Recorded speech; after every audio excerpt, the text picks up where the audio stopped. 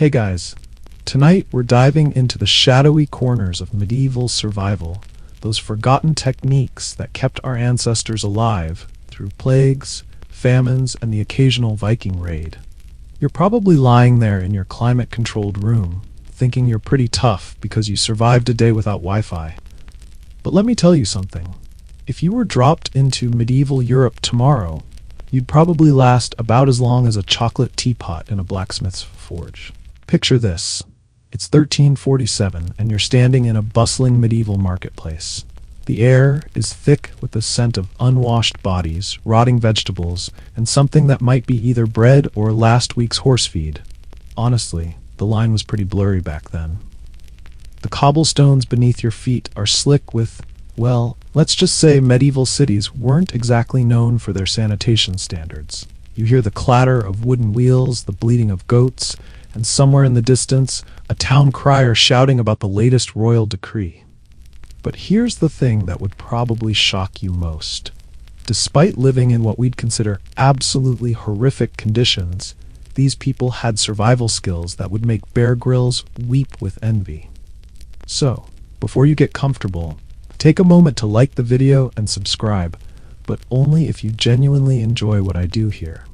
And hey, drop a comment with where you're listening from and what time it is. I love seeing how this little corner of YouTube connects people from all over the world, whether you're in downtown Los Angeles at midnight or somewhere in rural Australia watching the sunrise.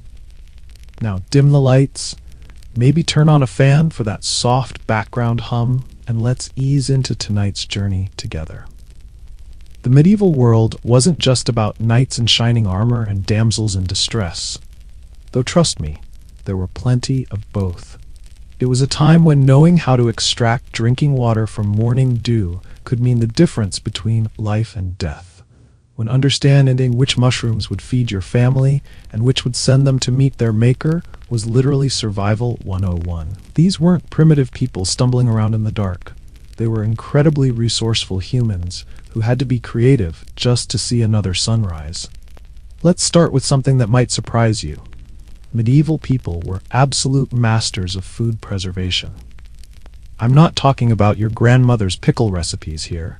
I'm talking about techniques so advanced that we're only now rediscovering some of them. Take smoking, for instance. You probably think you know about smoking meat because you've seen it done at your local barbecue joint. But medieval smoking was an art form that would make modern pitmasters look like amateurs. They didn't just throw meat over a fire and hope for the best.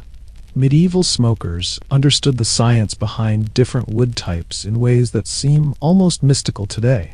Oak for beef, apple for pork, and beech for fish. Each wood contained specific chemical compounds that not only preserved the meat, but created flavor profiles that could last for months. The process involved building elaborate smoking houses with precisely calculated airflow systems, temperature controls that relied on the position of stones and the direction of prevailing winds, and timing that was measured not in hours, but in phases of the moon. But here's where it gets really interesting. They also used what we now know as controlled fermentation to create what they called hung beef. This wasn't just jerky. This was meat that was aged in specific conditions that allowed beneficial bacteria to colonize the surface, creating a natural protective barrier against harmful pathogens. Modern food scientists are just now beginning to understand how these medieval techniques actually worked at a microbial level. And spoiler alert, they were brilliant. Historians still argue whether these preservation methods were developed through trial and error, or if there was some deeper understanding of the biological processes involved. But what we do know is that a properly prepared piece of medieval hung beef could remain edible for over a year without refrigeration. Try doing that with your store-bought lunch meat. Now, let's talk about water. Because if you think finding clean drinking water is hard now, imagine trying to do it when the local river doubles as the town's sewage system, garbage disposal, and tanning facility all rolled into one. Medieval people developed an array of water purification techniques that would make modern survivalists jealous.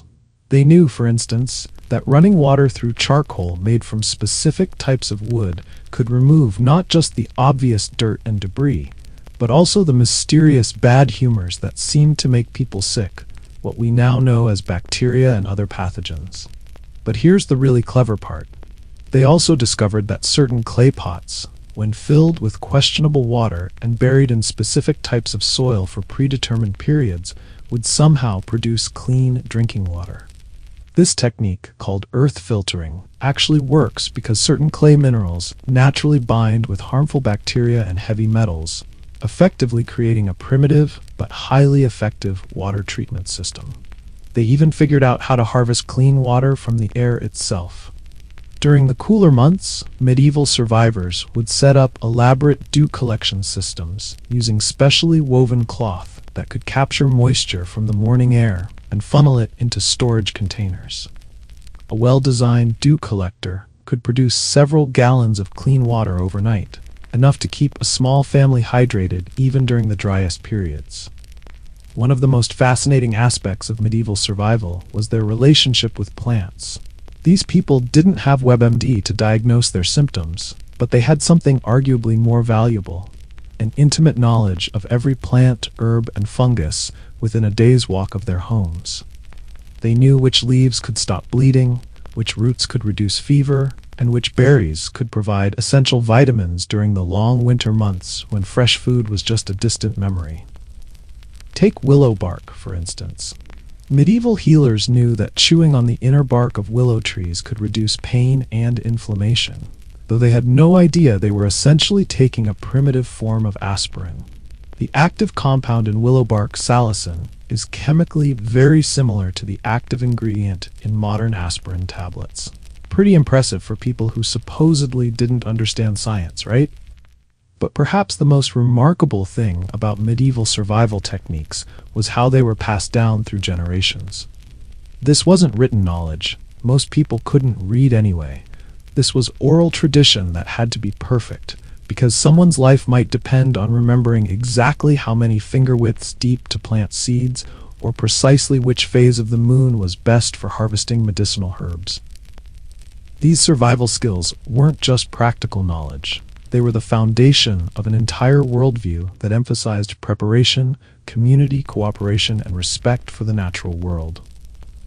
In a time when a failed harvest could doom an entire village, being able to find alternative food sources, purify water, and treat illnesses with local plants wasn't just useful. It was the difference between thriving and becoming another tragic footnote in history's long list of civilizations that didn't quite make it. As you drift off tonight, think about this. Those medieval ancestors of ours weren't just surviving. They were innovating, adapting, and passing on knowledge that kept human civilization alive through some of the darkest periods in our history.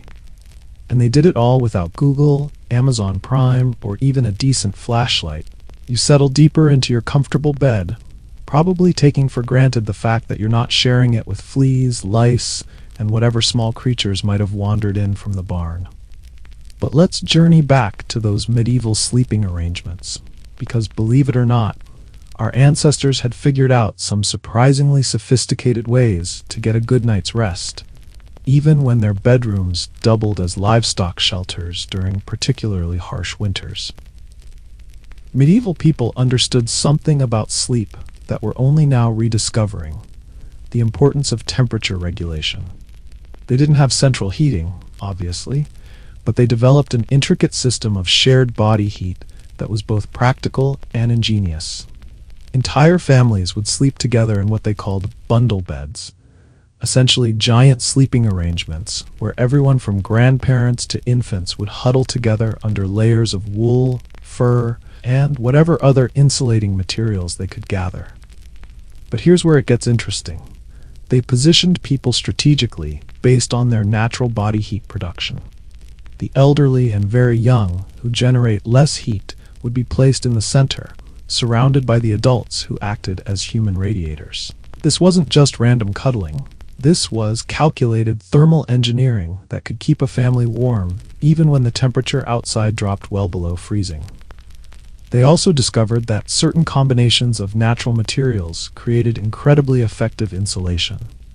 Layers of sheep's wool, combined with duck down and wrapped in tightly woven linen, could create bedding that was warmer than many modern sleeping bags. The key was understanding how air pockets work as insulation, something they figured out through generations of trial and error, long before anyone understood the science behind thermodynamics. Medieval people even developed specialized sleepwear that seems almost comically practical by today's standards. Long woolen nightgowns weren't just about modesty. They were designed with specific ventilation systems that allowed excess heat to escape while retaining warmth where it was needed most. The wealthy would wear silk undergarments that wickeded moisture away from the body, preventing the dangerous chill that could come from sleeping in damp clothing. Historians still argue whether the medieval practice of sleeping sitting up was purely practical or if there were deeper cultural reasons. But what we know for certain is that many people believed lying completely flat during sleep was unhealthy or even dangerous. They would sleep propped up against specially designed wooden backrests, sometimes for months at a time during illness recovery periods. Speaking of illness, let's talk about medieval medicine. Because while they didn't have antibiotics or surgical techniques that wouldn't make you faint, they had developed some truly remarkable healing practices that modern medicine is just beginning to appreciate. Take their understanding of herbal medicine, for instance. These weren't random folk remedies passed down by superstitious peasants. These were carefully refined treatments based on centuries of observation and refinement. Medieval healers knew that crushing garlic and mixing it with honey created a paste that could prevent infections and wounds, something we now know works because garlic contains allicin, a compound with powerful antimicrobial properties. They understood that willow bark tea could reduce fever and pain, that foxglove could regulate heart rhythm in small doses, and that certain mushrooms could either heal or kill depending on the preparation method. But perhaps most impressively, they had figured out the basics of what we now call holistic medicine long before the term existed. Medieval healers understood that a person's mental state, diet, living conditions, and social relationships all played crucial roles in their physical health. They prescribed not just herbs and potions, but lifestyle changes, meditation practices, and even music therapy for various ailments. One of the most fascinating aspects of medieval medicine was their approach to surgery. While they didn't have anesthesia in the modern sense, they had developed several techniques for managing pain during procedures. They used combinations of herbs like mandrake, henbane, and opium poppy to create what they called soporific sponges, essentially primitive anesthesia that could render patients unconscious during operations. Medieval surgeons also understood the importance of cleanliness in ways that might surprise you. While the stereotype of dirty, ignorant medieval doctors persists, the reality is that many surgical procedures were performed with remarkable attention to hygiene. Instruments were cleaned with wine or vinegar, wounds were washed with boiled water, and surgeons would often fast and pray before operations. Practices that, while motivated by religious beliefs, actually reduced the risk of infections. They even developed sophisticated techniques for treating broken bones. Medieval bone setters used splints made from carefully selected woods, padding materials that we now know provided optimal support for healing, and traction systems that could realign complicated fractures. Some of these techniques were so effective that they remained virtually unchanged well into the modern era. But let's talk about something that might hit closer to home: medieval approaches to mental health. They didn't have psychiatrists or antidepressants, but they understood that what they called melancholia, or madness, required careful treatment. Medieval healers prescribed everything from music therapy to controlled exposure to sunlight, herbal teas designed to balance the body's humors, and even early forms of talk therapy, where patients would confess their troubles to understanding listeners. They also recognized that community support was essential for mental wellness. Medieval societies developed elaborate support networks, where neighbors, family members, and religious communities would rally around individuals struggling with what we might now call depression, anxiety, or other mental health challenges. These weren't perfect systems by any means, but they understood something important. Healing happens in relationship with others. Perhaps most remarkably, medieval people had developed techniques for what we might now call preventive medicine. They understood that certain seasonal practices could ward off illness, that specific diets could boost immunity, and that regular physical activity was essential for maintaining health. They practiced early forms of quarantine during plague outbreaks, implemented waste management systems that reduced disease transmission, and even developed early vaccination techniques using controlled exposure to mild forms of certain diseases. As you lie there in your modern bed, think about this. Every time you take an aspirin for a headache, drink chamomile tea to relax, or use honey to soothe a sore throat, you're using knowledge that was refined and perfected by medieval healers who understood the power of natural remedies long before anyone could explain why they worked. The morning light filtering through your bedroom window probably doesn't require you to calculate whether it's safe to venture outside. But for medieval people, reading natural signs was literally a matter of life and death. They had developed an almost supernatural ability to predict weather patterns, animal behavior, and seasonal changes that would make modern meteorologists envious. And they did it all without satellites, radar, or even basic instruments. You're probably thinking, come on, how accurate could they really be? Well, prepare to have your mind blown. Medieval farmers could predict weather changes up to 3 days in advance with about 80% accuracy, just by observing cloud formations, wind patterns, and animal behavior. They knew that when cows lay down in groups, rain was coming within 6 hours. They understood that when cats groomed themselves more frequently than usual, a storm was approaching within 12 hours. But here's where it gets really impressive. They had cataloged hundreds of these natural indicators and cross-referenced them with seasonal patterns, lunar cycles, and even the behavior of insects. Medieval weather prediction wasn't just folklore. It was systematic observation refined over centuries of careful documentation passed down through oral tradition. Take their understanding of plant behavior, for instance. Medieval people knew that certain flowers would close their petals exactly 47 minutes before precipitation began, that specific trees would turn their leaves to show their undersides when barometric pressure dropped, and that moss growth patterns could indicate prevailing wind directions with remarkable precision. They even developed what we might call biological barometers using leeches. Medieval weather watchers would keep leeches in glass containers and observe their behavior to predict atmospheric changes. When leeches moved to the bottom of their containers and remained motionless, fair weather was expected to continue. When they climbed to the surface and became agitated, storms were approaching. Modern science has confirmed that leeches are indeed sensitive to barometric pressure changes, making them surprisingly accurate weather predictors. Historians still argue whether medieval people truly understood the scientific principles behind these observations, or if they were simply following patterns that worked, but the results speak for themselves. Many medieval weather prediction techniques have been validated by modern meteorology and are still used by farmers and sailors around the world. But weather prediction was just one aspect of their incredible ability to read natural signs.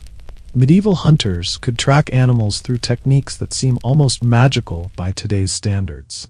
They could determine not just what type of animal had passed through an area, but how long ago, whether it was injured or healthy, what it had been eating, and even its approximate age and size, all from examining tracks, scat, broken vegetation, and scent markers. Medieval trackers understood that every animal leaves what they called a story in the earth. They knew that a deer walking normally would place its hooves in a specific pattern, but a deer that sensed danger would alter its gait in predictable ways. They could tell if a wolf pack was hunting cooperatively or if a single wolf was traveling alone, information that could mean the difference between a successful hunt and becoming the hunted. These tracking skills extended beyond hunting into what we might call human intelligence gathering. Medieval scouts could determine the size of approaching armies, their approximate travel speed, and even their morale levels by examining the tracks they left behind. They knew that disciplined troops marched in formation even when they thought no one was watching, while demoralized armies would show scattered, irregular footprint patterns. Perhaps most remarkably, medieval people had developed techniques for what they called reading the bones of the earth, essentially geological observation that allowed them to locate water sources, mineral deposits, and stable building sites with extraordinary accuracy. They understood that certain plant communities indicated underground water, that specific rock formations suggested mineral veins, and that particular soil colors and textures revealed the best locations for construction. Medieval well diggers could locate underground water sources using a combination of topographical observation, plant identification, and even techniques that we might recognize today as dowsing or water witching. While the mystical aspects of dowsing remain scientifically controversial, the observational skills that medieval waterfinders developed were remarkably sophisticated. They knew that morning dew patterns could reveal underground water flow, that certain insects were attracted to areas with high groundwater, and that fog formation in valleys often indicated spring locations. They also developed an intricate understanding of seasonal cycles that went far beyond simple calendar keeping. Medieval people could predict not just when spring would arrive, but which specific week would be optimal for planting different crops, when wild animals would begin their mating seasons, and even when certain medicinal plants would reach their peak potency. This knowledge wasn't just practical, it was economically crucial. Medieval merchants could time their trading expeditions to coincide with optimal weather conditions, ensuring safer travel and better preservation of their goods. They knew which months were safest for sea travel, when mountain passes would be clear of snow, and when rivers would be at optimal levels for transportation. Medieval people had even figured out techniques for long-distance communication using natural signs. They could send messages across vast distances using smoke signals, arranged stone patterns, and even position vegetation that would convey specific information to those who knew how to read the codes. These weren't primitive communication methods. They were sophisticated information networks that could relay complex messages faster than a horse could travel. But perhaps the most impressive aspect of medieval natural observation was their ability to detect danger from environmental changes. They could sense approaching avalanches from subtle shifts in snow crystal patterns, predict landslides from changes in groundwater flow, and even anticipate volcanic activity from alterations in animal behavior and atmospheric conditions. Medieval coastal communities developed early warning systems for tsunamis and severe storms based on ocean color changes, wave patterns, and bird migration behaviors. These techniques were so effective that some coastal settlements had survival rates during natural disasters that wouldn't be matched again until the development of modern warning systems. As you drift deeper into sleep, consider this. Those medieval ancestors of yours were living in constant communication with the natural world in ways that we've almost completely forgotten. They could read the earth, sky, and living creatures like we read books, extracting information that kept them fed, safe, and prepared for whatever challenges nature might throw their way. Your kitchen probably contains more food preservation technology than most medieval towns could have dreamed of. But before you get too smug about your refrigerator and freezer, let me tell you about some preservation techniques that would make your modern appliances look like amateur hour. Medieval people had turned food storage into an art form that could keep meat, dairy, and produce fresh for months or even years without a single degree of artificial cooling.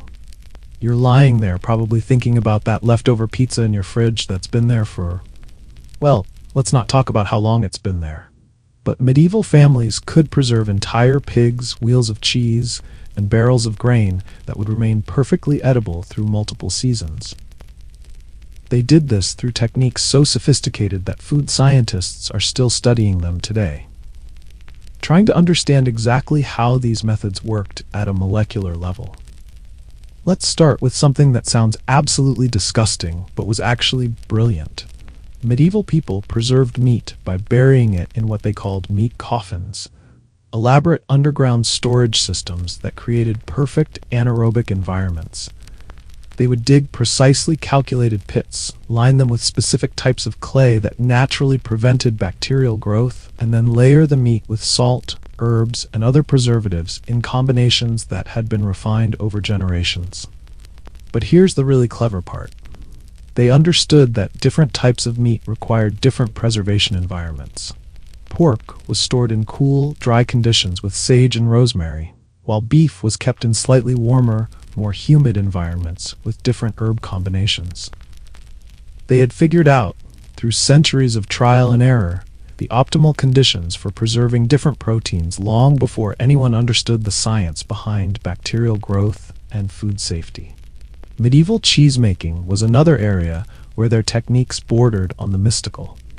They could create aged cheeses that would remain perfect for years, developing complex flavors that modern cheesemakers struggle to replicate. The secret was in their understanding of beneficial bacteria and mold cultures. Medieval cheesemakers knew exactly which caves, cellars, and storage conditions would produce the specific bacterial environments needed for different types of cheese. They even developed techniques for preserving dairy products without refrigeration that seem almost impossible by today's standards. Medieval butter could be stored for months in specially prepared crocks that created oxygen-free environments, preventing rancidity. They knew that certain combinations of salt, herbs, and clay vessels could keep milk fresh for weeks, and they had developed early forms of what we now recognize as fermented dairy products that were both nutritious and long-lasting. Historians still argue whether medieval food preservation was purely practical knowledge, or if there was some deeper understanding of the bacterial processes involved. But what's undeniable is that their success rates were remarkable. Archaeological evidence shows that medieval food storage systems were so effective that some preserved foods have remained edible for hundreds of years. But food preservation was just one aspect of their incredible resource management skills. Medieval people had developed techniques for conserving and recycling materials that would make modern environmentalists weep with admiration. Nothing, and I mean absolutely nothing, was ever wasted in a medieval household. Take clothing, for instance. When a garment became too worn for daily use, it wasn't thrown away. It began a carefully planned journey through multiple stages of usefulness. First, it might be cut down and resized for a smaller family member. Then it could be turned into cleaning rags, bedding, or padding for armor. Eventually, the fibers would be unraveled and respun into new thread, or composted to enrich garden soil. Medieval households could stretch a single piece of cloth through decades of continuous use, transforming it through multiple purposes before it finally returned to the earth as fertilizer. They had developed repair techniques that could make damaged fabric stronger than it was originally, using careful patching methods that distributed stress across the entire garment. But perhaps most impressively, they had figured out how to repair metal tools and weapons in ways that modern metallurgists are just beginning to understand. Medieval blacksmiths could take a completely shattered sword blade and forge it back together so perfectly that the repaired blade would actually be stronger than the original. They understood something about metal grain structure and stress distribution that seems almost supernatural by today's standards. Medieval people even recycled organic waste in incredibly sophisticated ways. Kitchen scraps, human and animal waste, fallen leaves, and agricultural debris were all carefully sorted and composted, using techniques that created nutrient-rich soil amendments. They understood that different types of organic matter decomposed at different rates and required different bacterial environments, so they managed their compost systems like complex biological factories. They had developed what we might recognize today as permaculture systems, integrated agricultural approaches that maximized productivity while maintaining soil health and biodiversity. Medieval farmers could grow crops continuously on the same land for decades without depleting the soil, using crop rotation patterns, companion planting, and natural pest control methods that modern agriculture is just beginning to rediscover. Medieval water management was another area where their techniques seem almost magical. They could create irrigation systems that delivered precise amounts of water to different crops at optimal times, using gravity-fed networks that required no external power sources. They understood how to capture and store rainwater, redirect natural water flow, and even create artificial wetlands that provided flood control while supporting wildlife. They had figured out how to build structures that would last for centuries, using locally available materials and techniques that worked with natural forces rather than against them. Medieval buildings were designed to expand and contract with seasonal temperature changes, to shed water efficiently, and to maintain comfortable interior temperatures year-round without artificial heating or cooling. But what's really remarkable is how all these techniques were integrated into a comprehensive lifestyle that was sustainable in ways we're still trying to understand. Medieval communities operated on closed-loop systems, where waste from one process became input for another, where every resource was used to its absolute maximum potential, and where long-term thinking guided daily decisions. As you settle deeper into your comfortable modern bed, think about this. Those medieval ancestors weren't just surviving, they were thriving using techniques that were so perfectly adapted to their environment that many of their methods remained unchanged for centuries, only disappearing when we decided that industrial solutions were somehow superior to thousands of years of refined human knowledge. The darkness outside your window holds no real terror for you. At worst, maybe a power outage that leaves you fumbling for your phone's flashlight. But medieval darkness was a living thing, filled with genuine dangers that required skills we've completely forgotten. Medieval people didn't just survive the night. They had developed an entire arsenal of techniques for thriving in conditions that would leave most modern folks helpless and terrified. You probably take artificial lighting so completely for granted that you've never really considered what it means to live by the rhythm of natural light. Medieval people had no choice but to become masters of darkness, developing night vision capabilities and spatial awareness that would seem superhuman by today's standards. They could navigate familiar terrain in complete blackness, identify sounds and smells with pinpoint accuracy, and detect approaching danger long before it became visible. Medieval night guards could distinguish between the footsteps of different animals, recognize the approach of specific individuals by their walking patterns, and even determine weather changes by subtle shifts in air pressure and humidity that they could sense in total darkness. They had trained their non-visual senses to compensate for the absence of light in ways that modern people, dependent on artificial illumination, have almost completely lost. But they didn't just stumble around in the dark hoping for the best. Medieval people had developed sophisticated lighting technologies that were both efficient and remarkably effective. They could create candles that burned for precise durations, important when you needed to time activities or wake up at specific hours. They knew which animal fats produced the brightest, longest-lasting flames, and which plant oils burned cleanest without producing harmful smoke. Medieval candle makers could craft specialized candles for different purposes. Bright-burning candles for detailed work, long-lasting candles for overnight vigils, and even scented candles that served double duty as insect repellents or air purifiers. They understood that different wick materials affected burn quality, that candle shape influenced light distribution, and that certain additives could make flames burn in specific colors for ceremonial purposes. They had also mastered the art of creating what they called perpetual fires, carefully maintained combustion systems that could burn continuously for months or even years without going out. These weren't just big bonfires, they were sophisticated fuel management systems that used precisely calculated combinations of wood types, coal, and other combustible materials to maintain steady heat and light output. Historians still argue whether medieval firekeeping was primarily practical or held deeper cultural significance. But what's clear is that the ability to maintain fire was considered one of the most crucial survival skills. Medieval firekeepers understood combustion principles that seem almost alchemical.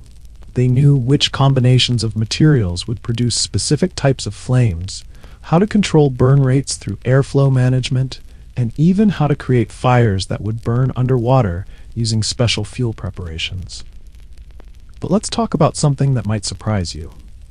Medieval people had developed remarkably sophisticated techniques for staying warm without central heating. They didn't just pile on more blankets and hope for the best. They had engineered personal heating systems that were both efficient and ingenious. Medieval people understood radiant heat in ways that modern heating engineers are still studying. They could create personal warming devices using heated stones, metal implements, and even specially prepared organic materials that would retain and release heat for hours. They knew that certain types of stones held heat longer than others, that specific metals could be heated to precise temperatures without becoming dangerous, and that some organic materials actually generated heat through controlled decomposition processes. They had developed elaborate bed warming techniques that went far beyond the simple hot water bottles you might be familiar with. Medieval warming pans were precision instruments, designed to heat bedding to optimal temperatures without creating fire hazards.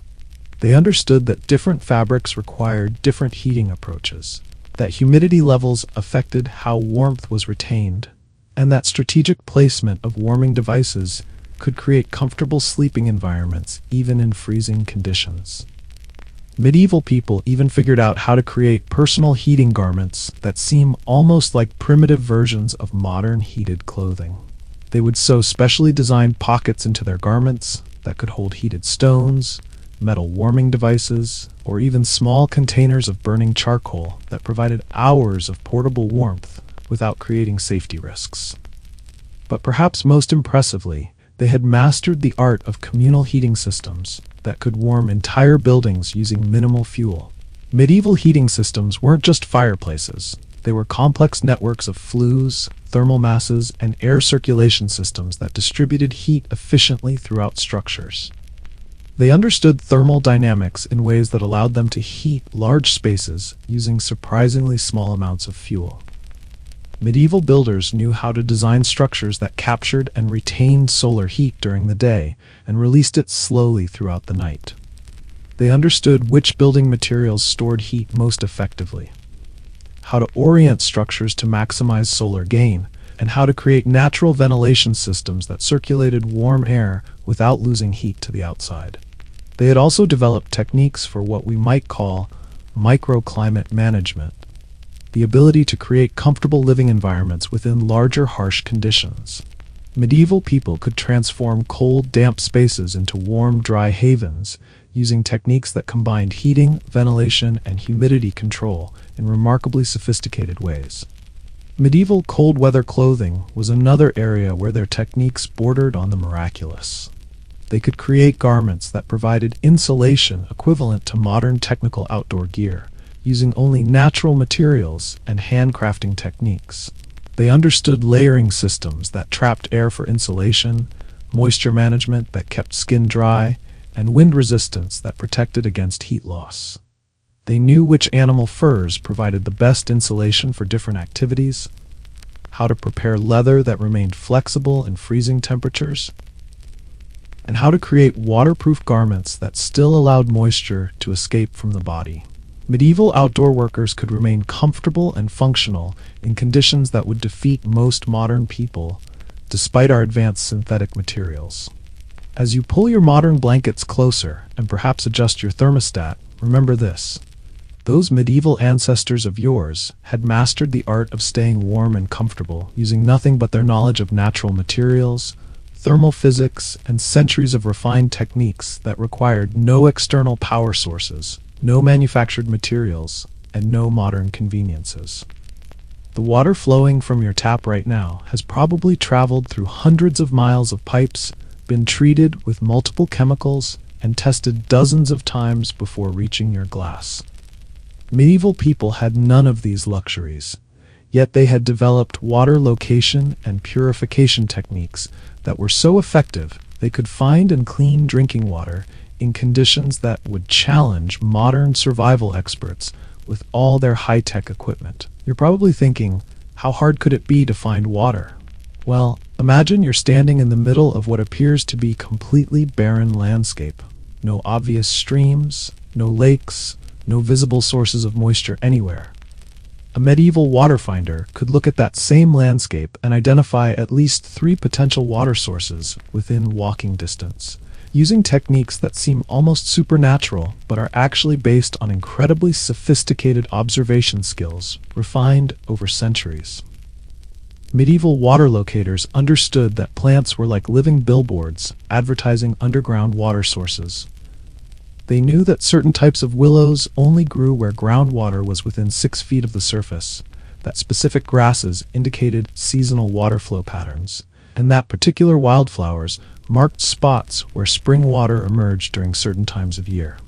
They could read the landscape like a detailed map, extracting hydrological information from subtle environmental clues that modern people would never notice. But here's where it gets really impressive. They had developed techniques for finding water using animal behavior patterns that were remarkably accurate. Medieval water finders knew that certain birds flew in specific patterns when heading to water sources, that particular insects were only found within certain distances of fresh water, and that even the behavior of domestic animals could indicate nearby water sources. They understood that deer trails always led to water eventually, but more importantly, they could determine from the trails themselves whether the water source was permanent or seasonal, fresh or brackish, and even approximately how far away it was. They could tell from examining animal tracks whether water was readily available or if animals were traveling long distances to drink, information that could guide them to the best water sources in an area. Historians still argue whether medieval water location techniques were based on scientific observation or incorporated elements of what we might call folk magic, but the success rates speak for themselves. Archaeological evidence shows that medieval wells were almost always dug in optimal locations, suggesting that their water-finding methods were remarkably effective. Once they found water, medieval people faced the challenge of making it safe to drink. They didn't have water treatment plants or chemical purifiers, but they had developed purification techniques that were surprisingly sophisticated. They understood that boiling water made it safer, but they also knew that different types of water contamination required different treatment approaches. Medieval water purifiers knew that certain types of charcoal were more effective than others for removing different contaminants. They had figured out that charcoal made from specific woods, particularly willow and birch, created filters that could remove not just visible particles but also the mysterious bad humors that seemed to cause illness when consumed. Modern science has confirmed that these particular charcoals do indeed have superior absorption properties for many common water contaminants. They had also developed sophisticated sand filtration systems that could clarify murky water and remove harmful bacteria. Medieval sand filters weren't just piles of sand. They were carefully engineered systems that used different grades of sand, gravel, and other filtering materials arranged in specific layers that maximized purification while maintaining reasonable flow rates. But perhaps most remarkably, medieval people had discovered that certain clay vessels could purify water through what they called stone sweating. They would fill specially prepared clay pots with questionable water, seal them, and bury them in specific types of soil for predetermined periods. The clay would naturally filter out impurities while allowing clean water to slowly seep through the vessel walls, creating a primitive but highly effective water treatment system. Medieval people even figured out how to create what we might recognize today as natural antibiotics for water treatment. They knew that adding certain combinations of herbs, particularly those containing what we now know are antimicrobial compounds, could kill harmful bacteria and other waterborne pathogens. They used silver coins or copper implements as water purifiers, intuitively understanding that these metals had antimicrobial properties long before anyone understood the science behind oligodynamic effects. They had developed techniques for storing clean water that prevented recontamination and kept it fresh for extended periods. Medieval water storage wasn't just about finding containers. It was about creating environments that discouraged bacterial growth while maintaining water quality. They knew which materials made the best water containers, how to prepare storage vessels to prevent contamination, and how to maintain water quality during long-term storage. Medieval people understood that water quality could change seasonally and had developed techniques for adapting their purification methods to different conditions. They knew that spring water required different treatment than autumn water, that well water needed different purification approaches than surface water, and that water collected during different weather conditions presented different safety challenges. They had even figured out how to create emergency water sources using techniques that seem almost magical. Medieval survivors could extract drinking water from plants, collect moisture from the air using specialized dew-gathering systems, and even create potable water from unlikely sources like tree sap and certain types of mud when properly processed. Medieval people also understood the importance of what we now call water security, ensuring that water sources remained available and protected during times of conflict or environmental stress. They developed techniques for hiding water caches, protecting wells from contamination during sieges, and creating backup water systems that could sustain communities during emergencies. But what's really remarkable is how they integrated water management into their overall survival strategies. Medieval communities didn't just find and purify water, they managed it as a precious resource that required careful conservation, strategic storage, and protection from both natural and human threats. As you take another sip of your perfectly clean, instantly available tap water, think about this. Those medieval ancestors could locate, purify, and manage water resources using nothing but their knowledge of natural systems, careful observation skills, and techniques that had been refined through generations of people whose lives depended on getting it right the first time.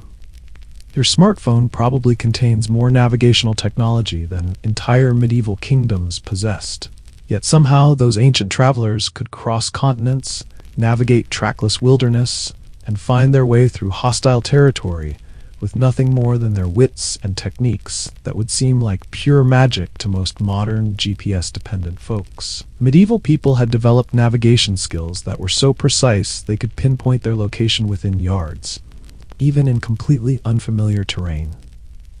You're probably lying there thinking about that time you got lost 3 blocks from your house when your phone died, right? Well, prepare to feel thoroughly humbled, because medieval navigators could travel hundreds of miles through unmapped wilderness and arrive at their destinations with remarkable accuracy. They did this by reading natural signs that most of us would never even notice, let alone understand as navigation aids. Medieval travelers understood that the natural world was full of directional indicators that remained constant regardless of weather conditions or time of day. They knew that moss typically grows on the north side of trees in certain climates, but more importantly, they understood the exceptions to this rule and how to account for local variations. They could determine cardinal directions from the way snow accumulated on hillsides, how shadows fell at different times of day, and even how certain plants leaned in response to prevailing winds. But here's where it gets really impressive. Medieval navigators had developed techniques for long-distance travel that incorporated multiple redundant navigation systems. They didn't rely on just one method. They cross-referenced multiple natural indicators to confirm their bearings and detect potential errors in their calculations. They could navigate using star patterns, but they also understood how to use sun angles, wind patterns, and even the behavior of migrating animals as backup navigation systems. Medieval star navigation was particularly sophisticated. They had memorized the positions and movements of dozens of constellations, understanding not just where they appeared in the sky, but how their positions changed throughout the night and across different seasons. They could determine not only direction but also approximate time and even their latitude by observing celestial movements. They had developed mnemonic techniques for remembering star patterns that were passed down through generations of travelers. These weren't just simple rhymes. They were complex memory systems that encoded detailed astronomical information in formats that could be accurately transmitted through oral tradition. Medieval navigators could recite star maps from memory that were as accurate as printed charts. Historians still argue whether medieval navigation techniques included early forms of what we might call dead reckoning, or if they relied primarily on natural landmark recognition, but archaeological evidence suggests they were capable of remarkably precise long-distance navigation. Trade routes that have been traced through archaeological investigation show that medieval merchants could travel thousands of miles with minimal deviation from optimal paths. Medieval people had also figured out how to create and use primitive but highly effective mapping systems. They couldn't draw maps in the modern cartographic sense, but they had developed techniques for recording and sharing geographical information that allowed other travelers to follow complex routes through unfamiliar territory. These weren't written maps, most people couldn't read anyway, but rather elaborate oral descriptions that included multiple types of information: landmark descriptions, distance estimates, seasonal variations, danger warnings, and even information about local customs and resources. Medieval route descriptions were like verbal GPS systems that could guide travelers through complex journeys spanning multiple countries. Medieval travelers understood something about distance estimation that seems almost supernatural by modern standards. They could judge distances with remarkable accuracy using techniques that combined visual observation, time calculation, and physical sensation. They knew how many steps they took per mile under different conditions, how long various distances took to travel at different speeds, and how to account for terrain variations that affected travel time. They had developed specialized pacing techniques that allowed them to measure distances accurately even while carrying heavy loads or traveling in difficult conditions. Medieval distance measurers could walk a measured mile and then replicate that exact distance repeatedly, even across varied terrain, with accuracy that would impress modern surveyors. But perhaps most remarkably, medieval people had figured out how to navigate in conditions that would completely defeat modern travelers. They could find their way through dense forests where no landmarks were visible, across featureless plains where every direction looked identical, and even through underground cave systems that had no external reference points. Medieval underground navigation was particularly impressive. Cave explorers and miners had developed techniques for mapping and navigating subterranean passages using airflow patterns, sound acoustics, and even subtle temperature variations. They could create mental maps of complex underground systems and find their way back to the surface even after spending days in complete darkness. Medieval people also understood how to navigate using what we might call biological compasses, the directional behaviors of various animals and plants that could provide navigation information even when other indicators were unavailable. They knew that certain birds always flew in specific directions during particular seasons, that some insects oriented themselves according to magnetic fields, and that even the way certain plants grew could indicate directional information. They had developed techniques for navigation during extreme weather conditions that would challenge modern travelers with all their electronic equipment. Medieval navigators could find their way through blizzards, sandstorms, and dense fog using techniques that relied on senses other than sight. They could navigate by sound, by air pressure changes, and even by subtle ground vibrations that indicated nearby geographical features. Medieval maritime navigation was another area where their techniques bordered on the miraculous. Medieval sailors could navigate across open ocean using techniques that combined star observation, watercolor analysis, wave pattern recognition, and even the flight patterns of seabirds to determine their position and find land. They understood that different types of waves indicated distance from shore, that watercolor could reveal depth and bottom composition, and that cloud formations over distant islands were distinctly different from clouds over open ocean. Medieval sailors could detect land that was still beyond the horizon by reading environmental signs that most people would never notice. As you settle deeper into your comfortable bed, surrounded by the familiar landmarks of your own room, think about this.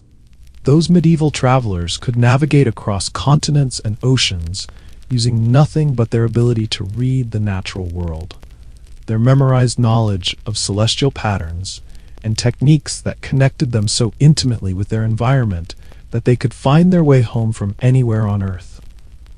The tools hanging in your garage or workshop are probably manufactured with precision that medieval craftsmen could barely imagine. Yet those ancient artisans could create implements that would last for generations, using nothing but raw materials and techniques that turned metalworking into something approaching alchemy. Medieval people didn't just make tools, they created instruments so perfectly adapted to their purposes that many of their designs remained virtually unchanged for centuries. You've probably never really thought about how your tools are made, beyond maybe wondering why they break so easily, despite being mass-produced in modern factories. But medieval toolmakers understood metallurgy in ways that seem almost mystical by today's standards.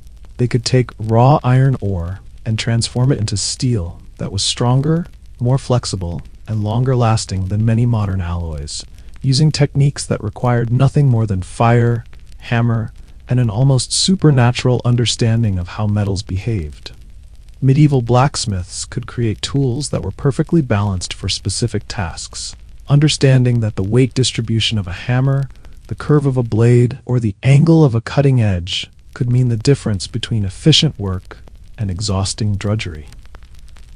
They knew that different types of iron required different forging temperatures, that specific cooling techniques could create different hardness levels, and that the grain structure of metal could be manipulated through careful heating and hammering to create tools with precisely the properties needed for particular jobs. But here's what's really remarkable. Medieval toolmakers could repair broken implements in ways that actually made them stronger than they were originally. They understood something about stress distribution and metal grain structure that allowed them to forge weld damaged tools back together so seamlessly that the repair point became the strongest part of the implement. They could take a completely shattered axe head and rebuild it into a tool that would outlast brand new axes.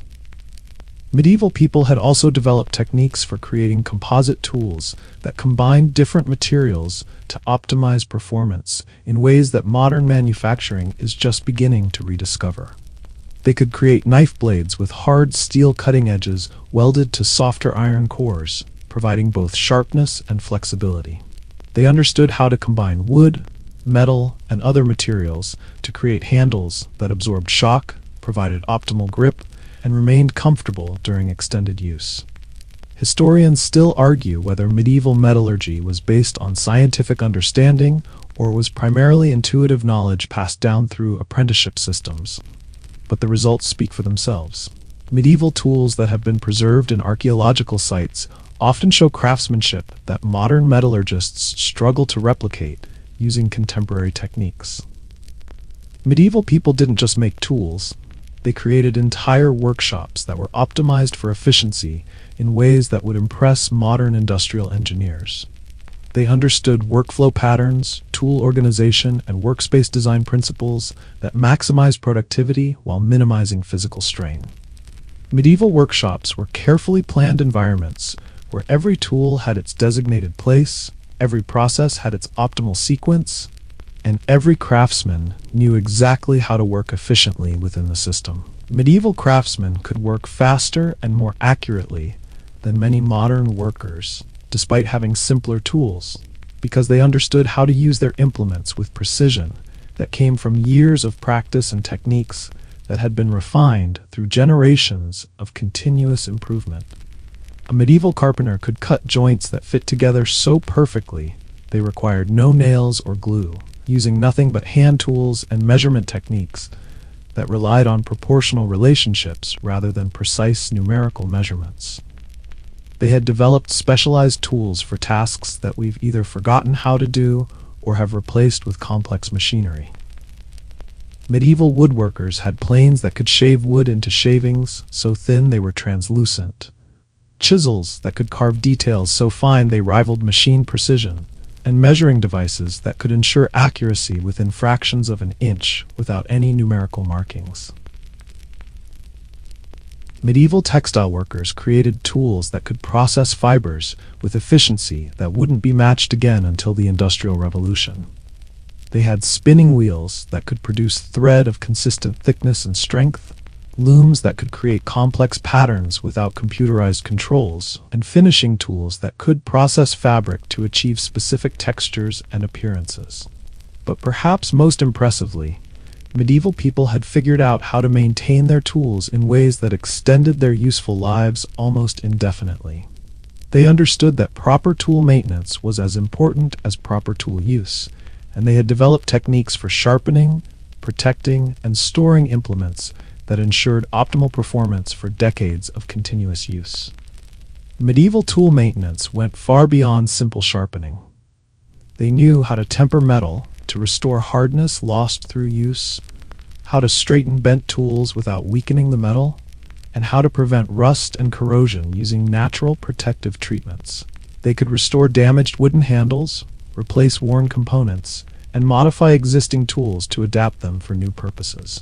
Medieval people had also developed sophisticated techniques for creating specialized tools for specific tasks. They didn't rely on multi-purpose implements. They created precisely designed tools for particular jobs, understanding that specialized design could dramatically improve efficiency and reduce physical strain.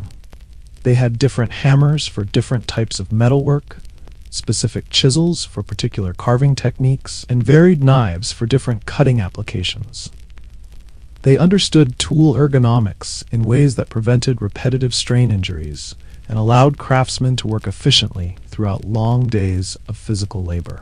Medieval tool handles were shaped to fit human hands perfectly, weighted to provide optimal balance during use, and designed with grip surfaces that remained secure even during strenuous work. Medieval people could also create tools from salvaged materials with ingenuity that would impress modern recycling advocates.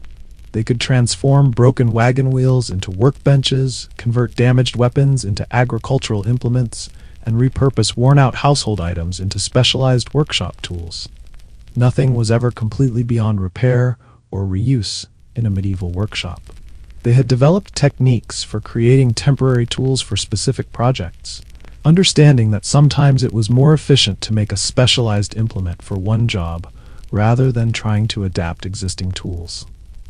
Medieval craftsmen could quickly create jigs, fixtures, and custom tools that would allow them to complete complex projects with remarkable precision. As you think about the tools in your own workshop, probably manufactured in distant factories by machines and destined to break after a few years of use, remember this: those medieval craftsmen created implements that were so perfectly designed, so expertly made, and so carefully maintained that they could serve multiple generations of workers, becoming more valuable and efficient with age, rather than wearing out.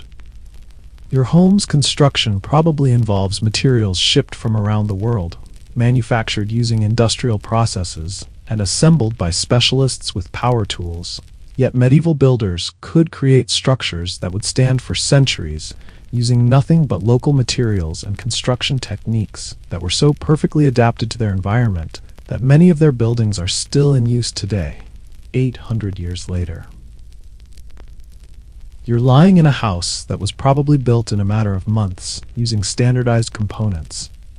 But medieval builders approached construction as a collaboration with the natural world that could last for generations. They didn't fight against environmental forces.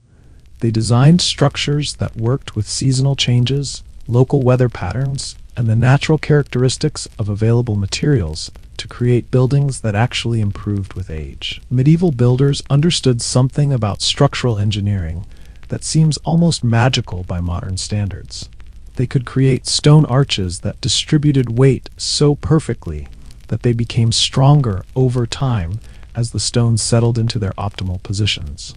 They knew how to design foundations that would remain stable even during earthquakes, floods, and other natural disasters that would destroy modern buildings. But here's what's really remarkable. Medieval builders could construct entire structures without using a single nail, screw, or metal fastener. Yet their joints were so precisely fitted that the buildings remained solid for centuries. They had developed wood joinery techniques that created connections stronger than the wood itself, using nothing but carefully cut interlocking pieces that became more secure as the wood aged and settled. Medieval carpenters understood wood grain patterns in ways that allowed them to predict exactly how timber would move, shrink, and expand over decades of seasonal changes. They could design joints that would actually tighten themselves as the wood aged, creating structures that became more stable with time, rather than loosening and weakening like modern construction. They had also figured out how to select and prepare building materials using techniques that optimized their performance for specific applications. Medieval builders knew which trees produced the best timber for different construction purposes, which quarries yielded stone with optimal characteristics for particular uses, and which clay deposits created the most durable building materials. Medieval timber selection was particularly sophisticated. They understood that trees cut during certain phases of the moon would have different characteristics than those harvested at other times, that wood from trees growing on different slopes would have varying strength properties, and that timber treated using specific preparation methods would resist decay and insect damage for centuries. Historians still argue whether medieval building techniques were based on empirical knowledge or incorporated elements of what we might call traditional wisdom, but the longevity of their structures provides compelling evidence of their effectiveness. Many medieval buildings have survived longer than entire modern cities, continuing to function perfectly despite centuries of use and changing environmental conditions. Medieval builders had developed techniques for creating structures that were perfectly adapted to local climate conditions. They knew how to design roofs that would shed specific types of precipitation efficiently, walls that would maintain comfortable interior temperatures year-round, and foundations that would remain stable in particular soil conditions. Each region had developed building techniques that were optimized for local environmental challenges. Medieval people understood thermal dynamics in ways that allowed them to create naturally climate-controlled buildings that remained comfortable without any artificial heating or cooling systems. They could design structures that captured and stored solar heat during winter, while remaining cool during summer, using nothing but careful orientation, material selection, and structural design. They had figured out how to create natural ventilation systems that provided fresh air circulation without losing heating efficiency. Medieval builders could design buildings with complex airflow patterns that drew fresh air through living spaces while exhausting stale air, maintaining healthy indoor environments without mechanical systems. Medieval construction also incorporated sophisticated water management techniques that prevented moisture problems while ensuring adequate drainage during heavy precipitation. They understood how to design roofing systems that channeled water away from structures efficiently, foundation systems that prevented groundwater infiltration, and wall construction that allowed moisture to escape while keeping interiors dry. Medieval builders could create structures that were remarkably earthquake-resistant, using techniques that modern seismic engineers are just beginning to understand. They knew how to design flexible joints that allowed buildings to move during ground motion without suffering structural damage, and they understood how to create foundations that would remain stable even during severe seismic activity. They had also developed techniques for building in challenging environmental conditions that would defeat modern construction methods. Medieval builders could create stable structures on soft ground, steep slopes, and even in flood-prone areas, using techniques that worked with natural conditions rather than trying to overcome them through brute force engineering. Medieval people understood something about building materials that went far beyond simple structural considerations. They knew that certain combinations of materials created environments that naturally resisted pest infestations, that specific construction techniques could prevent rot and decay, and that particular design approaches could create buildings that actually improved their own structural integrity over time. Medieval builders had figured out how to create structures that were remarkably fire-resistant, despite being built primarily from combustible materials. They understood how to design buildings that would contain fires to prevent them from spreading, how to create escape routes that would remain usable even during emergencies, and how to use stone and earth construction techniques that created natural fire breaks. They could also build incredibly quickly when necessary, using prefabrication techniques that allowed them to create standardized building components in advance and then assemble them rapidly at construction sites. Medieval builders could erect temporary structures for markets, military campaigns, or seasonal activities that were surprisingly sophisticated, yet could be built and dismantled efficiently. Medieval people had developed techniques for building defensive structures that were so effective they could withstand sieges lasting months or even years. They understood how to create walls that would deflect projectiles, gates that could resist battering rams, and internal layouts that would allow defenders to continue fighting even if outer defenses were breached. Perhaps most remarkably, medieval builders could create structures that served multiple purposes simultaneously, maximizing the utility of available space and materials. They designed buildings that combined living quarters, workshops, storage areas, and defensive positions in integrated systems that were both efficient and comfortable. As you rest in your modern home with its planned obsolescence and dependence on complex mechanical systems, think about this. Those medieval builders created structures using local materials and human-powered techniques that were so perfectly designed and expertly constructed that they've continued serving their intended purposes for centuries, requiring minimal maintenance while adapting gracefully to changing uses and environmental conditions. The medicine cabinet in your bathroom probably contains more pharmaceutical technology than most medieval kingdoms could access. Yet those ancient healers had developed treatment techniques that were so effective, modern medicine is still studying them, trying to understand how they achieved remarkable healing outcomes using nothing but plants, minerals, and an almost supernatural understanding of the human body's natural recovery mechanisms. You're probably thinking about that bottle of aspirin on your nightstand, not realizing that medieval healers had figured out pain relief techniques that were in many ways superior to modern pharmaceuticals. They didn't just treat symptoms, they understood the body as an integrated system where physical ailments, emotional states, environmental factors, and spiritual wellness all contributed to overall health in ways that modern medicine is just beginning to rediscover. Medieval healers could diagnose illnesses using observation techniques that seem almost telepathic by today's standards. They could determine internal health conditions by examining skin color, tongue appearance, eye clarity, breath odor, and dozens of other external indicators that revealed the state of internal organs and body systems.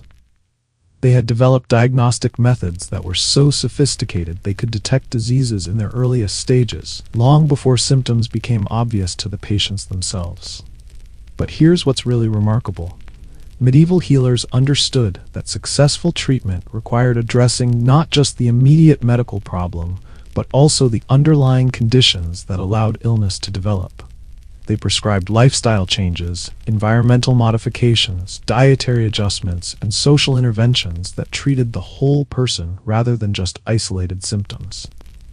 Medieval medicine incorporated what we would now recognize as advanced pharmacology, but using entirely natural compounds that they had identified, tested, and refined through centuries of careful observation.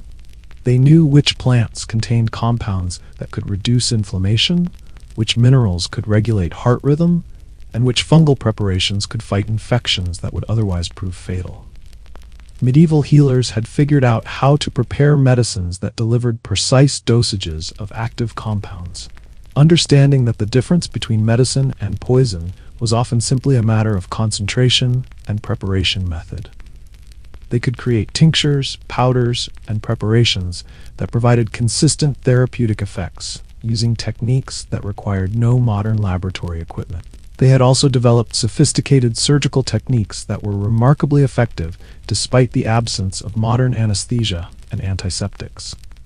Medieval surgeons could perform complex operations using pain management techniques that combined herbal preparations with psychological methods that helped patients remain calm and cooperative during procedures.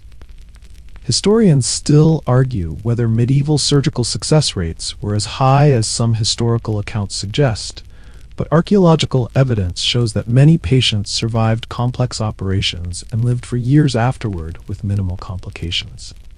Medieval surgeons clearly understood anatomy, wound care, and healing processes in ways that produced remarkably good outcomes, given their technological limitations. Medieval people had developed healing techniques that addressed what we now recognize as psychosomatic illnesses, conditions where mental and emotional states directly affected physical health.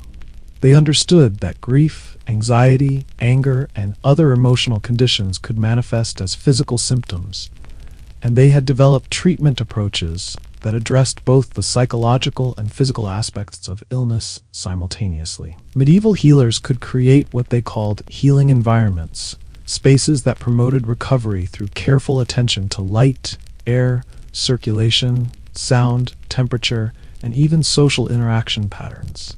They understood that the physical environment where healing took place could dramatically affect recovery outcomes, and they designed treatment spaces that optimized natural healing processes.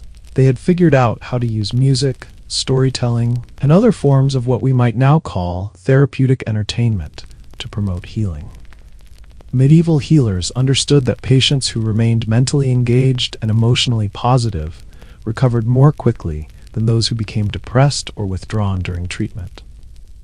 Medieval medicine also incorporated advanced understanding of nutrition and its relationship to health outcomes.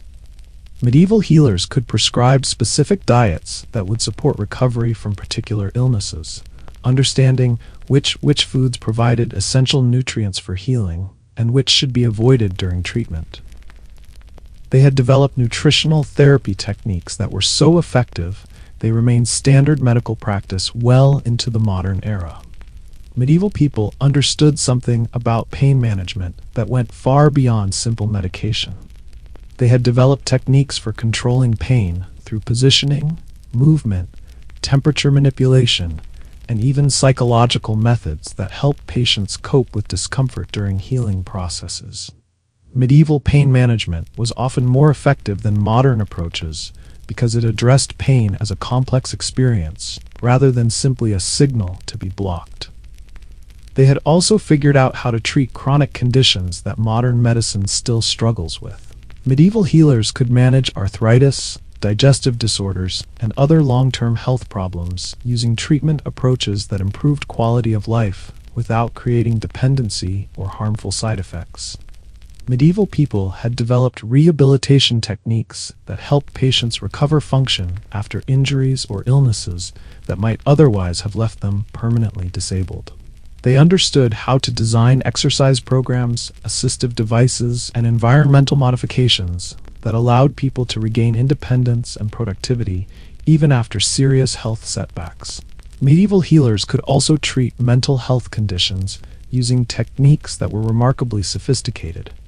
They understood that what they called melancholia, mania, and other psychological conditions required careful treatment that might include herbal medicines, environmental changes, social support, and what we would now recognize as early forms of counseling or therapy. They had developed techniques for treating addiction and compulsive behaviors that were often more effective than modern approaches because they addressed the social, spiritual, and environmental factors that contributed to these problems, rather than focusing solely on the addictive substances or behaviors themselves. Medieval medicine incorporated prevention strategies that were so effective they dramatically reduced the incidence of many diseases that were common in other historical periods. Medieval people understood how diet, exercise, hygiene, environmental conditions, and social relationships all contributed to health outcomes, and they developed lifestyle recommendations that promoted long-term wellness. Perhaps most remarkably, medieval healers had figured out how to treat epidemic diseases using quarantine, sanitation, and community health measures that were remarkably effective given their understanding of disease transmission. They could implement public health strategies that controlled the spread of infectious diseases while maintaining essential community functions. As you settle deeper into sleep, perhaps reaching for that modern medication to ease some minor discomfort, remember this: those medieval healers could treat complex medical conditions using natural remedies and holistic approaches that were so effective, many of their techniques are being rediscovered and validated by modern medical research, proving that sometimes ancient wisdom was more advanced than we ever imagined. The lock on your front door probably represents more security technology than most medieval towns possessed, yet those ancient communities had developed protection strategies that were so sophisticated they could defend against threats that would overwhelm modern security systems. Medieval people didn't just build walls and hope for the best. They created integrated defense networks that turned entire landscapes into protective systems, capable of detecting, deterring, and defeating dangers long before they reached vulnerable populations. You're lying there in your home, probably protected by deadbolts, alarm systems, and maybe security cameras. But medieval communities understood something about protection that goes far beyond individual security measures. They developed defense strategies that operated on multiple levels simultaneously, creating layered protection systems where failure of one defensive measure simply activated backup systems that were often even more effective than the primary defenses. Medieval communities could detect approaching threats from distances that would seem impossible without modern surveillance technology. They had developed early warning networks that used signal fires, horn calls, and even trained messenger birds to relay information about potential dangers across vast distances in remarkably short time periods. These communication systems were so sophisticated they could transmit specific details about the size, composition, and apparent intentions of approaching groups. But here's what's really impressive. Medieval defense planners understood that the best protection often came from making their communities appear either too difficult to attack or not worth attacking in the first place. They had developed techniques for what we might call defensive deception, making settlements appear more heavily fortified than they actually were, or conversely, making valuable targets appear to be poor and undefended to discourage raiding. Medieval people had figured out how to use landscape features as defensive advantages in ways that turned the natural environment into an extension of their fortification systems. They could redirect water flow to create defensive moats or flooding systems, modify hillsides to create advantageous firing positions, and even cultivate vegetation that would slow attacking forces while providing cover for defenders. Medieval defensive planning incorporated psychological warfare techniques that were often more effective than physical barriers. They understood that creating fear and uncertainty in potential attackers could prevent conflicts from occurring, saving both resources and lives. Medieval defenders could use reputation, strategic displays of strength, and careful management of information to deter threats without engaging in actual combat. They had also developed techniques for community defense that didn't rely on professional soldiers or expensive fortifications. Medieval communities could train civilian populations to become effective defenders using weapons and tactics that were suited to local conditions and available resources. These civilian defense forces were often more effective than professional armies because they were fighting to protect their own homes and families. Historians still argue whether medieval defensive strategies were primarily military innovations or represented broader cultural approaches to community protection, but the effectiveness of these systems is well documented. Many medieval communities successfully defended themselves against vastly superior forces using techniques that maximize their defensive advantages while minimizing their vulnerabilities. Medieval people understood something about security that modern systems often overlook: the importance of redundancy and adaptability. They created defensive systems that could continue functioning even when individual components failed, and they developed tactics that could be modified quickly to respond to changing threats or circumstances. Medieval communities had developed sophisticated techniques for protecting valuable resources during attacks. They could hide food supplies, water sources, and other essential materials in ways that made them almost impossible for attackers to locate or destroy. These hiding techniques were so effective that some medieval resource caches have only been discovered by modern archaeologists using advanced detection equipment. They had figured out how to create escape routes and evacuation plans that could move entire populations to safety even during surprise attacks. Medieval evacuation systems weren't just random flight. They were carefully planned operations that could relocate communities to predetermined safe areas where they could continue functioning until threats passed. Medieval people also understood the importance of intelligence gathering for effective defense. They had developed spy networks and information gathering systems that could monitor potential threats, track the movements of hostile groups, and even infiltrate enemy organizations to gather strategic information. Medieval communities could also implement defensive strategies that turned attackers' strengths against them. They understood how to use terrain, weather conditions, and timing to create situations where superior enemy forces would find themselves at disadvantages that neutralized their numerical or technological advantages. They had developed techniques for psychological resilience that helped communities maintain morale and cohesion during extended sieges or periods of threat. Medieval people understood that successful defense required not just physical preparations, but also mental and emotional strength that could sustain resistance efforts over long periods. Medieval defensive planning incorporated economic warfare techniques that could make attacking communities unprofitable or counterproductive for potential raiders. They understood how to make their settlements economically valuable to potential trading partners, while simultaneously making them expensive targets for hostile forces. Medieval people had also figured out how to create defensive alliances and mutual protection agreements that extended their security networks far beyond their immediate communities. These alliance systems could provide rapid assistance during emergencies, while distributing the costs of maintaining defensive capabilities across multiple communities.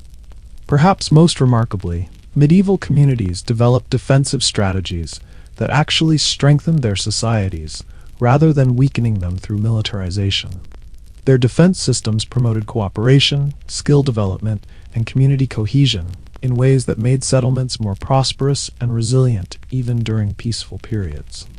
Medieval people understood that effective defense required balancing multiple competing priorities: maintaining security without creating fear, preparing for threats without provoking them, and developing defensive capabilities without sacrificing the economic and social activities that made communities worth defending in the first place. They had developed techniques for rapid fortification that could transform ordinary settlements into formidable defensive positions within hours or days when threats emerged. These quick fortification methods used readily available materials and simple construction techniques that could be implemented by civilian populations without specialized military engineering knowledge. Medieval communities could also implement what we might recognize today as defense in-depth strategies: multiple layers of protection that forced attackers to overcome numerous obstacles while defenders maintained maximum flexibility to respond to changing tactical situations. As you lie safely in your modern home with its sophisticated but ultimately fragile security systems, think about this. Those medieval communities created protection strategies that were so comprehensive and adaptable they could defend against everything from individual criminals to massive military invasions, using techniques that made entire regions safer while strengthening the bonds that held communities together. Your refrigerator and pantry probably contain enough food to last maybe a week or two.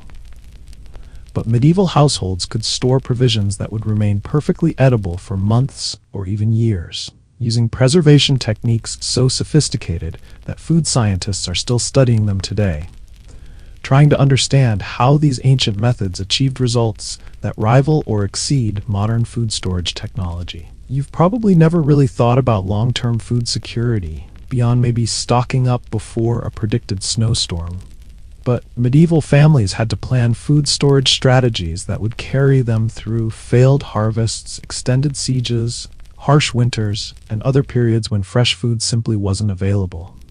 They developed storage systems that were so effective they could maintain nutritious, flavorful diets even during the most challenging circumstances. Medieval people understood something about food preservation that goes far beyond simply preventing spoilage.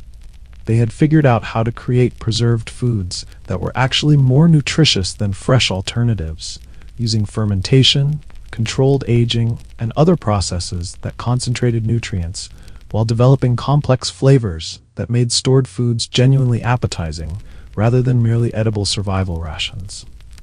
Medieval cheesemakers could create aged cheeses that would remain perfect for decades, developing flavors and textures that improved continuously throughout the aging process. They understood the bacterial cultures and environmental conditions needed to produce different types of cheese, and they could create storage environments that promoted beneficial aging while preventing harmful contamination. But here's what's really remarkable. Medieval people had developed preservation techniques that actually improved food safety, rather than simply maintaining it.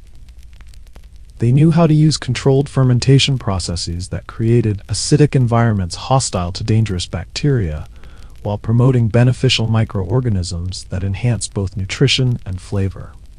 Medieval people had figured out how to preserve meat using techniques that created products with shelf lives measured in years rather than weeks. They could create what they called perpetual meat, preserved protein that could be stored indefinitely and reconstituted into fresh-tasting meals when needed. These preservation methods used combinations of salt, smoke, controlled drying, and beneficial bacterial cultures that created environments where harmful pathogens couldn't survive. They had also developed sophisticated techniques for preserving fruits and vegetables that maintained both nutritional value and appealing textures throughout extended storage periods. Medieval food preservers could create dried fruits that retained their vitamin content, pickled vegetables that remained crisp and flavorful, and fermented preparations that were actually more nutritious than the original fresh ingredients. Historians still argue whether medieval preservation techniques were based on empirical understanding of food science or represented traditional knowledge passed down through generations, but the effectiveness of their methods is undeniable. Archaeological evidence shows that medieval food storage systems were so reliable they could sustain entire communities through multi-year periods of scarcity. Medieval people understood that successful food storage required controlling multiple environmental factors simultaneously. They knew how to manage temperature, humidity, air circulation, and light exposure to create optimal storage conditions for different types of food. They could create storage environments that were perfectly suited to specific preservation requirements. Medieval root cellars weren't just holes in the ground. They were sophisticated environmental control systems that maintained precise temperature and humidity levels year-round using nothing but careful construction and natural thermal dynamics. These storage spaces could keep vegetables fresh for months while preventing freezing, sprouting, or decay. Medieval people had also figured out how to create portable food storage systems that allowed them to transport preserved foods over long distances without spoilage. They developed techniques for packaging and protecting preserved foods during travel that ensured provisions remained safe and nutritious throughout extended journeys. They understood that different foods required different storage approaches, and they had developed specialized preservation techniques optimized for specific ingredients. Medieval food preservers knew which methods worked best for different types of meat, which preservation approaches were optimal for various grains, and how to adapt their techniques for different seasonal conditions. Medieval people could also create what we might recognize today as survival foods, concentrated, nutrient-dense preparations that could sustain people through emergencies or periods of extreme scarcity. These emergency rations were designed to provide maximum nutrition in minimum space while remaining edible for extended periods without refrigeration. Medieval food storage incorporated sophisticated inventory management systems that ensured stored provisions were used in optimal rotation patterns. They understood how to manage their food supplies so that nothing was wasted while maintaining adequate reserves for unexpected emergencies. They had developed techniques for processing and storing wild foods that allowed them to take advantage of seasonal abundance by preserving foraged ingredients for use throughout the year. Medieval people could identify, harvest, and preserve hundreds of different wild plants, creating diverse food supplies that weren't dependent on agricultural production. Medieval people understood something about nutrition during storage that modern food science is just beginning to appreciate. They knew that certain preservation processes actually increased the bioavailability of nutrients, making preserved foods more nourishing than fresh alternatives in some cases. They had figured out how to create fermented foods that provided beneficial bacteria for digestive health, while simultaneously serving as preservation methods. Medieval fermented foods were functional foods that promoted health while solving practical storage challenges. Medieval people also developed techniques for preserving prepared foods rather than just raw ingredients. They could create preserved soups, stews, and other complex dishes that remained flavorful and nutritious throughout extended storage periods, providing ready-to-eat meals that required minimal preparation. Perhaps most impressively, medieval food storage systems were designed to be sustainable and renewable. They used preservation techniques that could be repeated annually using locally available materials and energy sources, creating food security systems that could function indefinitely without external inputs. Medieval people understood that food storage wasn't just about preserving calories. It was about maintaining the diverse, flavorful diets that promoted both physical health and psychological well-being during difficult periods. They created preserved foods that were genuinely enjoyable to eat, rather than mere survival rations. As you think about your modern dependence on refrigeration, preservatives, and global food distribution systems that could fail during any major disruption, remember this: those medieval families created food storage systems that could sustain them through years of scarcity, using techniques that required no external energy, no artificial chemicals, and no complex technology. Just deep understanding of natural preservation processes and careful attention to detail. Your smartphone contains more computing power than entire medieval kingdoms possessed, yet those ancient scholars had developed information storage and retrieval systems that were so sophisticated they could preserve and transmit complex knowledge across centuries without losing a single crucial detail. Medieval people didn't just memorize random facts. They had created comprehensive knowledge management systems that made human memory more reliable than many modern digital storage methods. You're probably thinking about how you can barely remember your own phone number without checking your contacts list. But medieval scholars could recite entire libraries worth of information with perfect accuracy. They had developed memory techniques that turned the human brain into a precision storage device capable of holding vast amounts of complex information and retrieving it instantly when needed. Medieval memory systems weren't just about cramming facts into people's heads. They were sophisticated organizational methods that created logical connections between different pieces of information, making it possible to access related knowledge through multiple pathways. These memory palaces, as they were sometimes called, were mental architectures that could store and organize information more efficiently than many modern database systems. Medieval scholars understood that effective knowledge preservation required multiple redundant storage systems. They didn't rely on just one person's memory or a single written copy of important information. Instead, they created networks of knowledge keepers who could cross-check each other's information, ensuring that crucial details weren't lost, even if individual sources became unavailable. But here's what's really remarkable. Medieval people had figured out how to encode complex technical information in formats that could survive translation between languages, transmission through oral tradition, and even deliberate attempts at suppression or destruction. They embedded essential knowledge in songs, stories, religious texts, and even architectural designs that preserved information in multiple formats simultaneously. Medieval craftsmen developed techniques for encoding technical knowledge in the physical objects they created. They could embed manufacturing instructions, material specifications, and construction techniques directly into the tools, buildings, and artifacts they produced, creating objects that served as both functional items and instructional manuals for future craftsmen. They had also developed sophisticated systems for quality control that ensured transmitted knowledge remained accurate across generations. Medieval knowledge transmission included built-in verification methods that allowed recipients to confirm they had received information correctly and completely. Historians still argue whether medieval knowledge preservation systems were deliberately designed or evolved naturally through cultural selection pressures, but their effectiveness is undeniable. Many complex technical processes that were preserved through medieval knowledge systems have been successfully reconstructed by modern researchers working from medieval sources.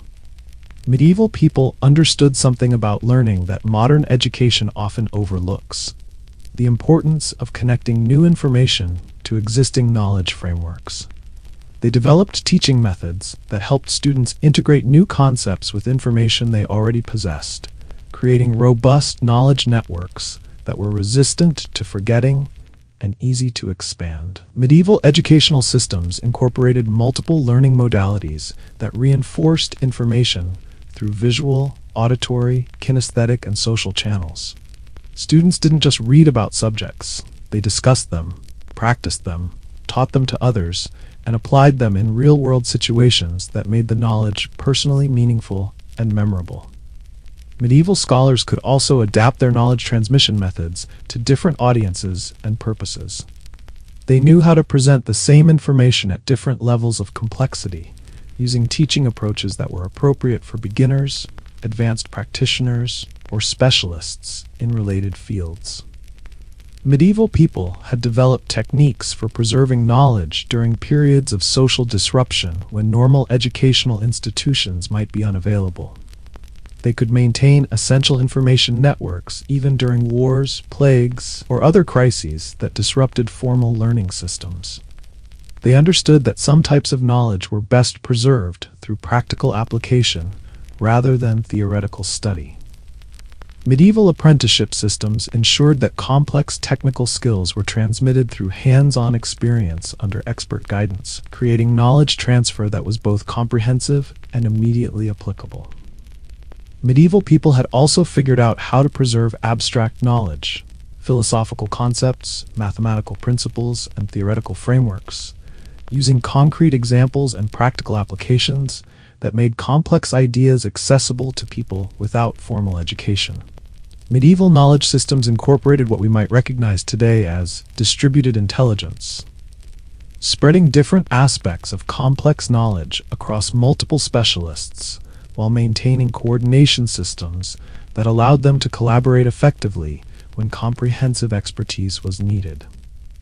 They had developed techniques for preserving dangerous or sensitive knowledge in ways that protected it from misuse while ensuring it remained available to qualified practitioners. Medieval scholars could encode restricted information in formats that required specific training or cultural knowledge to decode properly.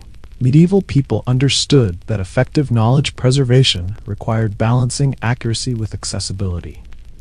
They developed transmission methods that maintained technical precision while making information comprehensible to people with different educational backgrounds and cultural contexts. Perhaps most remarkably, medieval knowledge systems were designed to be self-improving rather than merely preservative. They incorporated feedback mechanisms that allowed transmitted knowledge to be refined and enhanced based on practical experience, creating information networks that became more accurate and useful over time. Medieval scholars could also create what we might call knowledge redundancy systems that preserved the same information through multiple independent pathways. If one transmission method failed or became corrupted, backup systems could provide the same information through completely different channels. Medieval people had figured out how to preserve not just factual information, but also the contextual knowledge needed to apply that information effectively. They transmitted not only what to do, but also when, why, and how to adapt techniques for different circumstances and conditions. They understood that knowledge preservation required active maintenance rather than passive storage. Medieval knowledge keepers regularly reviewed, practiced, and tested their stored information to ensure it remained accurate and accessible when needed. Medieval information systems could also handle what we might call version control, tracking changes and improvements in knowledge while maintaining access to earlier versions that might be needed for reference or comparison purposes. As you lie there with instant access to virtually unlimited information through your connected devices, yet probably unable to function effectively if those systems became unavailable, think about this. Those medieval scholars created knowledge preservation and transmission systems that were so robust they could maintain complex technical and cultural information through centuries of social upheaval, technological change, and deliberate destruction, ensuring that essential human knowledge survived to benefit future generations. The global supply chain that stocks your local grocery store probably involves hundreds of transportation systems and logistics networks. Yet medieval merchants had developed trade and resource management techniques that were so sophisticated they could move goods across continents, coordinate complex international transactions, and maintain reliable supply networks without computers, telecommunications, or even standardized currency systems. You've probably never really thought about how miraculous it is that you can walk into any store and find products from around the world. But medieval traders were accomplishing similar feats, using techniques that required extraordinary planning, negotiation skills, and risk management strategies that would impress modern logistics professionals. They were moving silk from China to Europe, spices from India to Scandinavia, and precious metals from Africa to the Americas, using trade networks that spanned the known world. Medieval merchants understood something about resource allocation that modern economics is still trying to fully comprehend. They had developed techniques for predicting market demands, managing inventory across vast distances, and coordinating supply chains that involved dozens of intermediaries, multiple currencies, and complex international regulations that varied dramatically from region to region. Medieval trade wasn't just about buying cheap and selling expensive. It was about creating value through transformation, transportation, and timing that required deep understanding of both local conditions and international markets. Medieval merchants could identify opportunities that wouldn't be obvious to casual observers, recognizing how seasonal variations, political changes, or technological innovations in one region could create profitable opportunities in distant markets. But here's what's really remarkable. Medieval merchants had figured out how to manage financial transactions across international boundaries without banks, credit cards, or standardized monetary systems. They developed sophisticated credit instruments, currency exchange techniques, and risk-sharing agreements that allowed complex international commerce to function smoothly despite the absence of modern financial infrastructure. Medieval letters of credit were financial instruments so sophisticated they remained virtually unchanged for centuries, providing secure methods for transferring funds across vast distances while protecting merchants from fraud, theft, and currency fluctuations. These financial tools required deep understanding of international law, local customs, and economic principles that enabled global commerce centuries before modern banking systems existed. Medieval merchants had also developed techniques for quality assessment and fraud detection that were remarkably effective. They could evaluate the authenticity, grade, and value of goods using sensory techniques, physical tests, and expert knowledge that allowed them to make accurate purchasing decisions even when dealing with unfamiliar products or untrustworthy suppliers. Historians still argue whether medieval trade networks were primarily driven by individual entrepreneurship or represented organized commercial systems. But the complexity and reliability of medieval commerce suggests highly sophisticated coordination mechanisms that enabled merchants to collaborate effectively across cultural and political boundaries. Medieval people understood something about negotiation and relationship building that modern business often overlooks. They had developed techniques for establishing trust, managing conflicts, and maintaining long-term partnerships that made international commerce possible, despite language barriers, cultural differences, and the absence of legal enforcement mechanisms. Medieval merchants could adapt their business practices to vastly different cultural contexts while maintaining their core commercial objectives.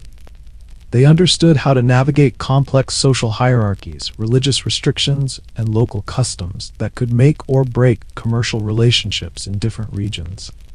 Medieval trade networks incorporated sophisticated information sharing systems that allowed merchants to track market conditions, political developments, and transportation opportunities across vast geographic areas. These information networks were often more current and accurate than official government communications, providing merchants with competitive advantages that enabled successful long-distance commerce. Medieval people had figured out how to manage transportation logistics that would challenge modern shipping companies. They could coordinate complex multimodal transportation systems that move goods efficiently across mountains, deserts, oceans, and other challenging terrain, using animals, sailing vessels, and human porters in carefully orchestrated sequences. Medieval merchants understood risk management principles that enabled them to undertake profitable ventures despite enormous uncertainties. They could assess and price risks associated with weather, politics, piracy, and market fluctuations, developing insurance concepts and risk-sharing agreements that made high-risk international commerce economically viable. They had also developed techniques for inventory management that optimized storage, transportation, and cash flow across complex supply chains. Medieval merchants could balance the costs of carrying inventory against the risks of stockouts, managing working capital efficiently while maintaining service levels that satisfied demanding customers. Medieval people could also create what we might recognize today as vertical integration strategies, controlling multiple stages of production and distribution to maximize profits while ensuring quality control. Medieval merchant families often controlled everything from raw material production to final retail sales, creating business empires that spanned continents. Medieval trade incorporated sophisticated market research techniques that allowed merchants to identify emerging opportunities and changing consumer preferences. They understood how to gather and analyze information about market trends, competitive activities, and consumer behavior that informed strategic business decisions. Medieval merchants had figured out how to create brand recognition and customer loyalty in markets where personal relationships were crucial for business success. They developed reputation management techniques that built trust across cultural boundaries and maintained customer relationships that could span generations. Perhaps most impressively, medieval commerce operated according to ethical frameworks that balanced profit maximization with social responsibility. Medieval merchants understood that sustainable business success required maintaining community relationships, supporting local economies, and operating according to moral principles that earned respect rather than merely generating wealth. Medieval people had developed techniques for what we might call sustainable commerce, trade practices that generated economic benefits while preserving the environmental and social resources that made long-term prosperity possible. They understood that depleting resources or exploiting communities would ultimately destroy the foundations of profitable trade. Medieval merchants could also adapt quickly to changing political and economic conditions, developing flexible business strategies that allowed them to maintain profitability despite wars, natural disasters, and other disruptions that could destroy less adaptable commercial operations. As you think about modern global commerce with its complex logistics systems, electronic communications, and sophisticated financial instruments, remember this. Those medieval merchants created international trade networks that were so robust and efficient they connected virtually every inhabited region of the world, moving goods, ideas, and cultural innovations across continents, using techniques that relied entirely on human skill, traditional knowledge, and relationship-building abilities that created economic prosperity, while strengthening the social bonds that held diverse communities together. The emergency services you take for granted, police, fire departments, hospitals, rescue teams, probably represent more disaster response capability than most medieval regions could imagine. Yet those ancient communities had developed crisis management techniques that were so comprehensive they could survive and recover from catastrophes that would overwhelm modern emergency systems. Medieval people didn't just react to disasters. They had created resilient societies that could anticipate, withstand, and emerge stronger from challenges that would devastate less prepared communities. You're lying there in a world where natural disasters make headlines, precisely because they're unexpected disruptions to our normal lives. But medieval communities lived with the constant awareness that floods, famines, plagues, wars, and other catastrophes were inevitable parts of human existence. They had developed survival strategies that treated crisis management not as emergency response, but as fundamental aspects of daily life that required continuous preparation and community-wide coordination. Medieval disaster preparedness incorporated what we might recognize today as systems thinking. Understanding that individual survival depended on community resilience, that short-term responses needed to support long-term recovery, and that successful crisis management required balancing immediate needs with future sustainability. Medieval communities could mobilize resources, coordinate responses, and maintain social cohesion during extended periods of extreme stress. Medieval people understood something about psychological resilience that modern disaster psychology is just beginning to rediscover. They had developed cultural frameworks that helped individuals and communities maintain hope, purpose, and cooperative behavior even during prolonged periods of hardship. These weren't just religious beliefs. They were practical psychological techniques that enabled people to function effectively when normal social structures were disrupted. But here's what's really remarkable. Medieval communities had figured out how to create what we might call adaptive capacity. The ability to modify their survival strategies quickly in response to changing conditions while maintaining their core social and economic functions. They could transform from agricultural communities to fortified settlements, from peaceful traders to organized defenders, or from independent villages to coordinated regional networks, depending on the challenges they faced. Medieval crisis management incorporated sophisticated communication systems that could rapidly disseminate information, coordinate responses, and maintain social connections, even when normal transportation and communication networks were disrupted. These communication systems used everything from signal fires and horn calls to trained messenger birds and coded symbols that could relay complex information across vast distances. Medieval people had also developed techniques for rapid resource mobilization that could redirect community assets from normal activities to crisis response without completely disrupting essential functions. They understood how to prioritize competing needs, allocate scarce resources efficiently, and maintain the production systems that would be needed for long-term recovery. Historians still argue whether medieval disaster response was primarily based on practical experience or incorporated theoretical understanding of crisis management principles, but the effectiveness of their systems is well documented. Many medieval communities successfully survived disasters that completely destroyed neighboring regions that lacked similar preparation and response capabilities. Medieval communities understood that effective disaster response required redundant systems that could continue functioning even when primary systems failed.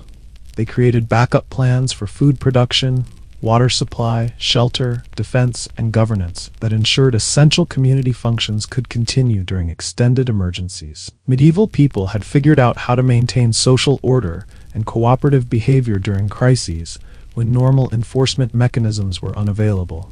They had developed leadership structures, decision-making processes, and conflict resolution techniques that prevented social breakdown even under extreme stress. Medieval disaster response incorporated sophisticated triage principles that helped communities allocate limited resources to maximize overall survival rates. They understood how to make difficult decisions about resource allocation that balanced individual needs with community survival, while maintaining the moral frameworks that held societies together. Medieval people could also create what we might recognize today as emergency economies, alternative economic systems that could function during periods when normal trade and commerce were impossible.